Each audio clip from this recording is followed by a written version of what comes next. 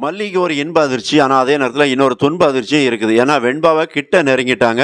நெருங்கின மல்லியால வெண்பாவ மீட்டு கொண்டு வர முடியுமா?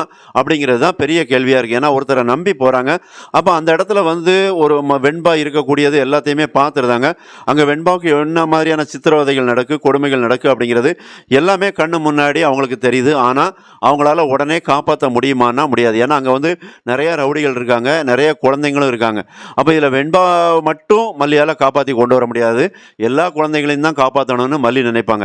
அப்ப இந்த நல்ல மனசுக்கு எந்த மாரியான பரிசு கிடைக்கும் அப்படின்னா, வெறுங்கையா தான் போப்போறாங்க மல்லி அப்படிங்கிற மாரி தான் எனக்கு தோணுது. ஏன்னா, அதுக்கு முன்னாடி அவங்க வேற இடத்துக்கு ஷிஃப்ட் பண்ணிருவாங்க அந்த குழந்தைங்கள. இல்ல அப்படின்னா, மல்லிய வந்து அங்க புடிச்சு வச்சுக்குவாங்க. இந்த 2 விஷயத்துல ஒண்ணு கண்டிப்பா நடக்கும். ஆனா, அதுக்கு முன்னாடி என்னன்னா, மல்லி வந்து நேரடியா களத்துல இறங்கக்கூடாது. அதாவது உள்ள நுழைஞ்சு போயி, அவங்கள்ட்ட சண்டை போட்டு வெண்பாவ மீட்டுறலாம், அந்த குழந்தைங்கள மீட்டுறலாம் அப்படின்னு மல்லி நினைக்கக்கூடாது. ஆனா, என்ன நடக்கணும் அப்படின்னா, போலீஸ்க்கு ஃபோன் பண்ணணும் மல்லி வந்து அந்த இடத்துல.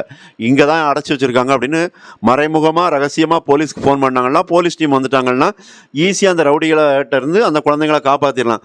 அத விட்டுப்புட்டு மல்லி வந்து நம்ம விஜயசாந்தி மாரி ஃபைட் பண்ணலாம்னு நெனச்சு உள்ள போனாங்கன்னா, ஒருவேள மல்லியுமே பிடிச்சு வச்சுக்குவாங்க. அப்படி பிடிச்சு வச்சுட்டாங்கன்னா, விஜய் வந்து அத நம்புவாரா?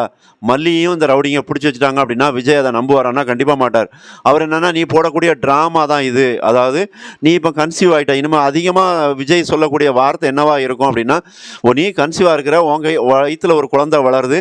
அந்த குழந்தைய தான் நீ பார்ப்பியே தவிர, என்னோட குழந்தைய நீ வந்து பார்க்க மாட்ட. நீ பழைய மல்லி கிடையாது." அப்படிங்கிற மாரியான சூடான வார்த்தைகள மல்லி முகத்துக்கு நேரா பேசக்கூடிய ஒரு வாய்ப்பு இருக்கு.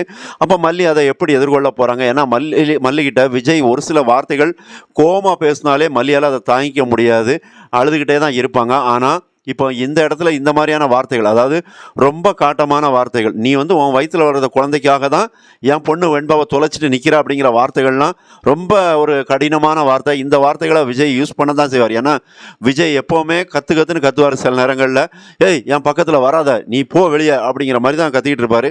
அப்ப இப்பவும் அப்படிதான் கத்த போறாங்க. ஆனா, வெண்பா அப்படி விட்டுருவாங்களா மல்லிய அப்படின்னா, கண்டிப்பா விட மாட்டாங்க. விஜய் வேணா சந்தோஷப்படாம இருக்கலாம். ஆனா, வெண்பாவுக்கு மல்லி கன்சீவ் அப்படிங்கிற விஷயம் தெரிஞ்சதுன்னா, அந்த குழந்தை ஒரு எல்லையில்லா சந்தோஷத்துக்கு தான் போகும். ஏன்னா, கூட ஒரு தம்பி பாப்பா விளையாடுறதுக்கு ஆள் இருக்கு அப்படின்னு தான். சப்ஸ்கிரைப் பண்ணுங்க, கமெண்ட் பண்ணுங்க. நன்றி.